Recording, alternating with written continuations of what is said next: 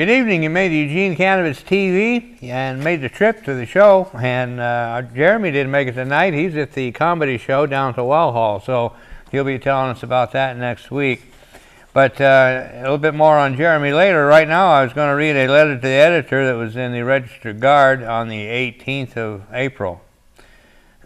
This is by Charles Reagan, MD. Studies have shown that chronic marijuana use in adolescent males is associated with permanent brain damage, learning issues, and permanent 10-point IQ loss.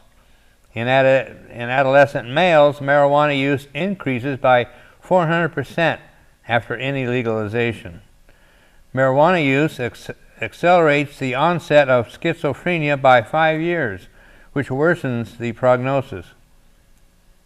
In adults, studies have shown chronic marijuana use induces psychosis, schizotypal traits, motivational syndrome, anxiety, sad moods, dependence, and permanent learning issues. Marijuana is not safe. The risks far outweigh any benefits. So this is from an MD in Coos Bay. And a friend of mine noted that he said, according to healthgrades.com, the good doctor rates a 2.6 of 5 possible approval rating on patient surveys. So put that into the mix. So I don't know. I believe that most of the, or I believe all these things that the doctor is talking about can be debunked.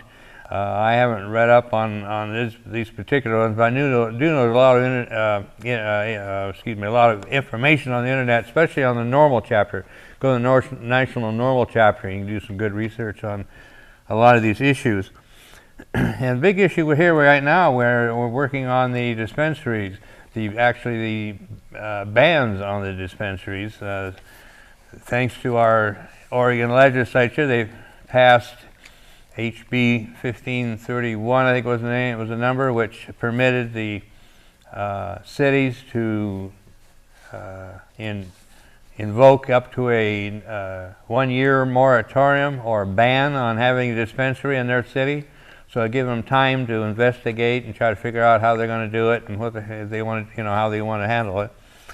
And unfortunately, a large number of the cities are going for the ban, which makes it harder on patients to get their medicine. It makes it hard on the people who are trying to start these dispensaries after putting out an enormous amount of money. Then to be told that they can't open they can't open. So it's not. I mean, it isn't fair. But of course, we're talking about government and marijuana, so fair doesn't mix into there anyway. So anyway, I wanted to read this article. This is in the Register Guard also on Cottage Grove. Cottage Grove sidesteps at pot limits. This is by Orlando Ballantyne of the Register Guard on the 15th of April. The City Council takes no action on a moratorium or regulation of medical marijuana dispensaries. After vigorous public comment and debate, the City Council on Monday rejected any citywide moratorium or regulation of medical marijuana dispensaries. City Manager Richard Myers had recommended any moratorium, the adoption of an ordinance that would require medical marijuana dispensaries located within the city limits to conduct business between 6 a.m. and 9 p.m. But the City Council uniformly rejected that proposed regulation. The state law as it stands is now penny restrictive. I don't want to pile anything else on it, Councilor Jake Boone said. Mayor Thomas Monroe hinted that regulating the hours of operation for dispensaries may not be a bad idea. I think it's a time frame like this is not only protective for the citizens, but also for the shops as well, he said. Despite the mayor's comments, the council declined to make a motion to support either a restriction on business hours or a moratorium. I don't see a reason to regulate something that doesn't need regulation, Councilor Kate Price said. I am also in favor of letting this go and moving on. Cottage Grove was among the last cities in Lane County to decide whether to impose a moratorium. The actions have come in anticipation of a May 1 deadline for municipalities to impose the temporary moratorium that state lawmakers allowed during the recently concluded legislative session. The moratoriums, where approved, will expire May 1, 2015, although cities can adopt shorter ones. Florence, Junction City, and Oak Ridge have approved moratoriums, while Lane County, Springfield, and Vinea have decided against them. Lowell is slated to take up the matter tonight, and Cresswell and the Dune City will vote on the matter next week. Eugene hasn't scheduled a discussion of any possible moratorium before May 1. Cottage Grove has one operational dispensary, while at least one more hoping to open soon. During a public comment period at Monday's meeting, 8 people spoke on the issue. 3 seemed to be against the idea of medical marijuana dispensaries, while 5 made comments of support. I have grown up in a family that has been plagued by not only alcohol, but drugs and marijuana, said Brenda McDonald, a skeptic about the dispensaries. I feel sorry for the police. They cannot control what we have going on right now. Darby Valley, an acupuncturist, said his wife is working to obtain authorization from the state to open a second dispensary in in Cottage Grove. He said dispensaries are a good thing. By instituting a dispensary, all the marijuana goes to the dispensary, Valley said. You are taking all of that product out of the black market and putting it into a legalized, controlled, structured market. Fred Orr said medical marijuana has helped his wife, who has multiple sclerosis. She consumes a marijuana-laced cookie at night, and it puts her to sleep, and she gets 6 to 8 hours of sleep that she would not get otherwise. David Lee, who along with his wife, Diana, and 2 others manage Mandy's Med Club, the only dispensary currently open in Cottage Grove, said it has a good relationship with local government and law enforcement. Cottage Grove is a small town, Lee said. If the city wants us to do something to make them happy, we'll do it. Diana Lee said the age of most of the patients who visit the dispensary is 50 and over. There are a lot of stereotypes and misunderstandings about the marijuana community, she said. Despite the support shown by the council and community members, Monroe said he is still hesitant on the issue. My biggest concern now and always is the federal government, he said, referring to the illegality of marijuana at the national level. Congress hasn't said go ahead on it yet. So that's what happened in Cottage Grove. So, there's some good news here and there. And so Lowell, when the show goes to air, it'll be over. But tomorrow, the 22nd at Lowell, I plan on being there for that meeting. That's the second meeting. I was also at the first. I could go either way. It's hard to tell right now, so it'll be interesting to see. But I think we'll find out tomorrow night. And speaking of dispensaries, we just can't seem to get away from that discussion and subject. Here's a letter to the editor that was on in the Register Guard. It was on the 15th of April. Dispensaries too close to a school. I'm deeply troubled by the lack of oversight in Oregon's new medical marijuana dispensary program. The law specifically aims to prevent marijuana distribution near schools attended by minors.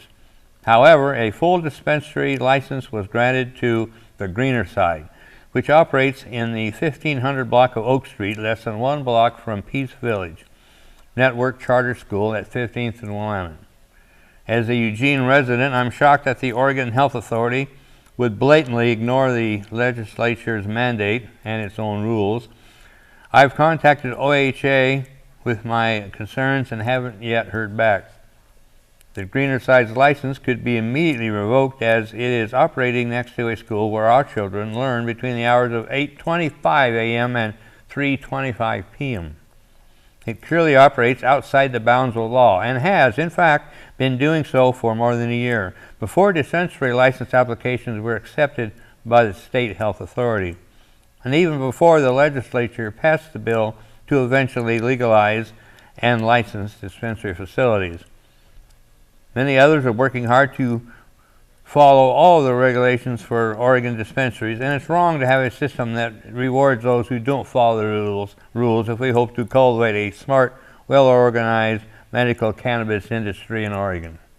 That's from Constance Pryor of Eugene. So, and I mentioned our friend Jeremy that's usually here is at the comedy show. Well, he wrote out a letter to the editor, submitted it to the Register Guard, and they told him that they won't publish it. So they won't publish it, but we can certainly read it on the show. So this is again from Jeremy, and this is his answer to the letter that I just wrote. Reference. It says, okay, let me back up. Here is the letter to the editor, yeah, that RG wrote, that Jeremy wrote, and that they won't publish. Dispensary is too close to the school. First of all, I want to say I am deeply troubled that you did not fact-check this story. Peace Village is a part of Network Charter School and is located at Network Charter School, 2550 Portland Street, Eugene. I walked around the whole area, including alleys around 14th and 15th and Willamette Street. There was no school in sight. Second, I'd like to say that legal marijuana dispensaries, such as the Greener Side, provide a valuable service to patients that would suffer unjustly without their medication. It is high time we recognize medical marijuana dispensaries for what they are. Legal pharmacies where medical marijuana patients can obtain their legal medication. The state has given them a license to operate just like any other pharmacy. It is time we put the notion of reefer madness behind us and recognize cannabis for what it is. Medicine. Signed, J. Grigorovich. Oh boy, and I'm butchering his name. Grigorovich. Grigorovich. I'm gonna have to learn how to pronounce his last name. Sorry, Jeremy, but anyway, that's a good job, Jeremy, and that's what we do. Is we write letters to the editor. They may not be published, but we give it a shot. A lot of times they will. So, especially these bad letters, and definitely need to be answered. And speaking of letter to the editor, now here's another one that I definitely was really glad to bring this one in. Oh, excuse me, I'm watching the time here. We're getting carried away. I'll have to start on this one when I come back after the break. And I want to cover some our show notes here real quick. Poster contest, we extended it till May 20th. It was April 20th, 420. We extended it a month. So it's a poster contest. You can go to the website and get the details on that, emeraldempirehempfest.com.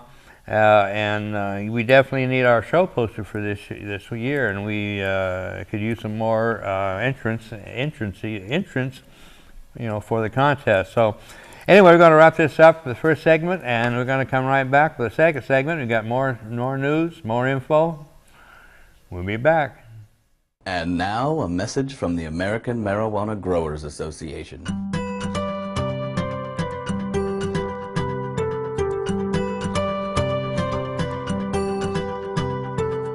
Hi, I'm a farmer, and I work hard every day to grow high-quality marijuana, the biggest cash crop in these United States. I'd like to thank you for your support of U.S. marijuana policy. Because marijuana is illegal, I don't have to pay taxes. Even better, prohibition leads to artificially inflated prices, which means a better quality of life for me and my family, as long as I don't get caught. Just as importantly, your tax dollars support thousands of U.S. agents who work tirelessly to keep low-grade, foreign marijuana out of our country. So thank you, America. And remember, whether you're nauseated from chemotherapy or just in the mood for a nice cool buzz, choose the best pot in the world, American Homegrown.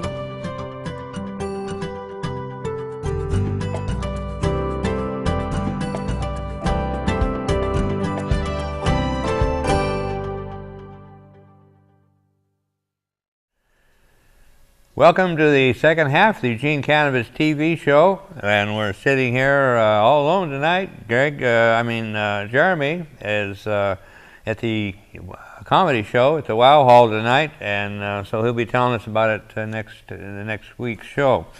I want to do some notes real quick here. Our friend Kathy Ging gave me a call and brought to my attention something coming up that I'm really glad she let us know. Especially me being associated with the Hemp Fest, this kind of ties in. It says, join us to screen a free award-winning documentary, Bringing It Home, Hemp is Hope. It's a 52-minute film. You can read about it on bringingithome.com. And on Wednesday, on May 14th, at the Swami Books at 2585 Willamette Street, between 7 and 8 p.m., they're going to be showing that film, that documentary. So that should be interesting, and also meet some other people like-minded to support hemp. Be followed by a discussion to kickstart our economy and preserve forests with industrial hemp, an ecological trillion-dollar crop. Ideally, potentially local, non-psychoactive raw material for food, fuel, clothes, paper, paint, plastic, housing, 25,000 products. 31 nations have legalized industrial hemp. We need to lobby Congress to legalize it in all 50 states. The 2014 Farm Bill permits universities and departments of agriculture to research and grow hemp in 10 states, including Oregon, that legalized industrial hemp in 2009. Another product is hempcrete. Its qualities for construction is it's fire resistant, mildew, termite, and rodent proof, keeps house cooler in the summer, warmer in the winter, energy efficient, and you don't have to paint it. 14 weeks is the time needed to grow 2.5 acres of hemp. To build a 1,250 square foot home in England, a low-income housing apartment was built with hemp. 700, that's how many years an average hempcrete building is expected to last. And so anyway, so that is, again, May 14th. So put that on your calendars, and we'll be talking about it again, but don't depend on us. So put it on your calendar. That's it, to Swami Books at 7 p.m. And information booth is at Saturday Market on the Freedom Plaza, across from Saturday Market on the Freedom Plaza. Weather permitting, we weren't there last week because the weather was a little too dicey, but next time the weather looks a little better, you can we'll be there by the flagpoles. You can, if you want to gather signatures, you can pick up some equipment, clipboard, pens, the initiatives, and go out on Saturday Market and actually collect signatures. We do have the 3 initiatives, I-21, 22, and 53. I like to say the legalization is ours to have this year if we can simply get it on the ballot. We got a long ways to go, and we need a lot of help. Now it's the time to, if you ever really want a legalization and feel that we should have it, now is the time to act. And I couldn't be more serious than that. So anyway, I got another letter to the editor, and this one is a little better than the last few that I read here, I mean, with the exception of Jeremy's. But anyway, this was dated on the 19th of April. This is dispensary critics are hypocritical. I detect more than a whiff of hypocrisy at the suggestion that we all become outraged because an evil marijuana dispensary is within proximity of a school. Once I fill my prescription at the greener side, which provides a single medication, cannabis, I can stroll a couple blocks north to Hiram's and fill prescriptions for opiates, amphetamines, benzodiazepines, muscle relaxants, lithium. I could keep going. Just let me grab my physician's desk reference. I can then go next door to Safeway and load up on beer and cigarettes. And because I'm a respectable adult, like almost all the people who patronize all 3 of these establishments, I can get all of it home without endangering our precious kids. Linda Hoff, Eugene. So that's a good point, Linda Hoff. We appreciate the support and the wise words. I just hope that some of our detractors might be able to listen to some reason. But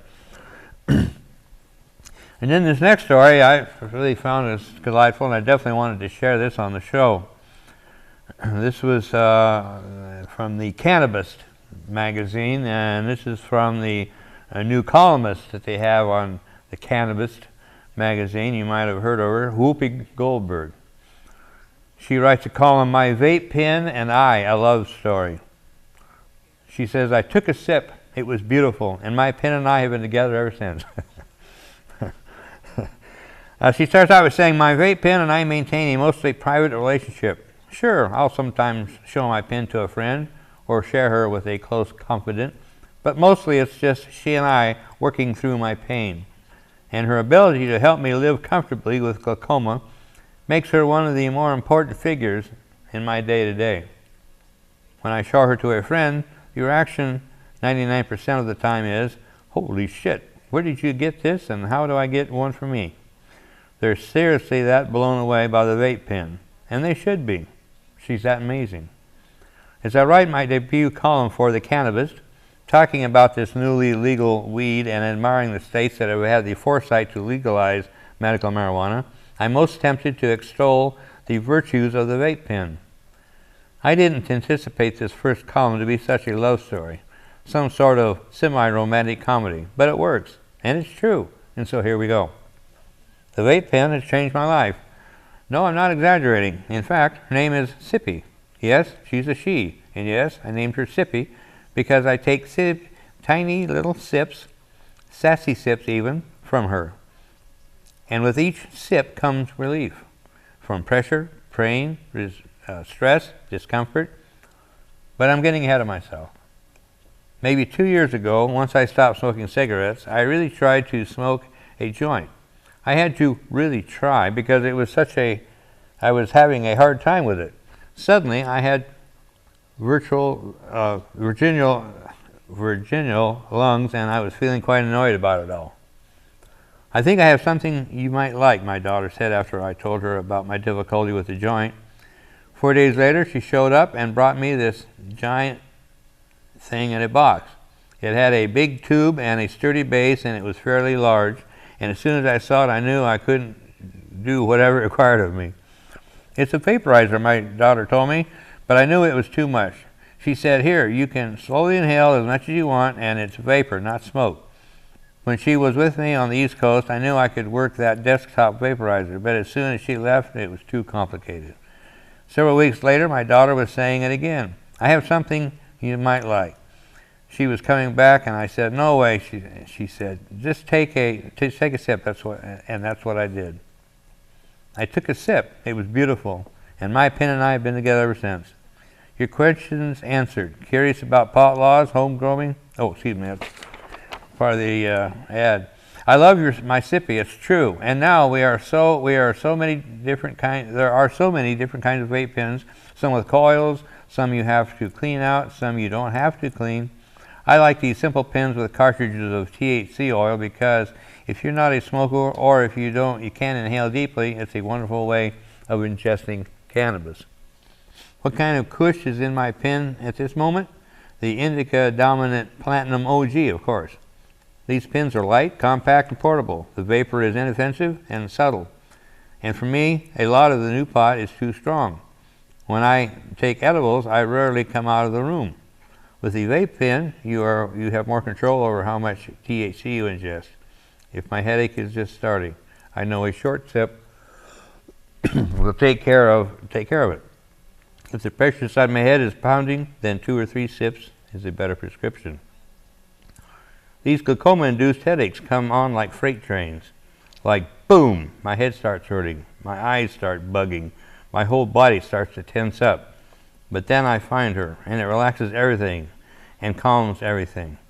It helps my head stop hurting, and with glaucoma, your eyes ache, and she takes the ache out. It's wonderful. The high is different too. It feels like a gentle, warm breeze at the beach. It's like someone undoing a vice grip very slowly. It's not overpowering, and I'm certainly not looking for that high. I'm looking for relief. I used to take Advil by the handful. For this very reason, I don't take Advil anymore. Not for my eye. You're not supposed to eat Advil every day, and I was eating them every day, these man-made things, but I can do this without hurting myself. It helps if I know when to do it. I have a day job where I need to be clear, but I need it after the show. She's there. And if I don't feel any pain, she stays in my purse. I take Sippy everywhere I go, and I'm respectful when I'm in a city that may not understand what I have to, so I don't flaunt her. She plugs into my computer to charge. She stays charged for a long time. She's easy and discreet to use, and for folks like myself who use marijuana medically, It's ideal for a number of reasons. In fact, I'm recommending her to a lot of folks I know who are going through chemo. And then those friends, and when those friends try my sippy for the first time and ask me where they can get one for themselves, I tell them, it's not legal here. But if you're going west, this is what you want. And some of them do go west where they pick up a sippy of their own. And for this, I couldn't be happier, because it's important for people to know that there are alternatives out there to pain management, and this is one that is practically magical. So that's from Whoopi Goldberg, and we appreciate the words from Whoopi and telling us about it. And speaking of vape pens, vaporizing pens, we actually have 2 vendors coming this year. We have one, the Vape Company, which is a sponsor of the HempFest this year, and then we also have Oregon Vape is coming as a vendor. So we've got 2 already that will be there. So if you're a patient or otherwise you want to check out the vape, is a good opportunity. And so real quick, the Stop the Drug War headlines. These are headlines that were on stopthedrugwar.org website, and you can sign up for these war headlines. Let's see, and we're running out of time, so I'm going to have to pick these up next week on the headlines. Let me run through some more notes. We have the next normal meeting, the HempFest meeting is coming up, and that is on May 17th. It's at Maury Jacobs Park. It's at 2 o'clock by the bathrooms, and it's near the soccer court at the end of the footbridge. And that'll be at 2 o'clock on Saturday, May 17th. So put that on your calendar if you would. And we always meet the 3rd Saturday, and we always meet at the park as we get close to the event. And so that's where we're at. We're getting less than three months till the event now. So thanks for watching the show, and we'll see you next week. We'll have more info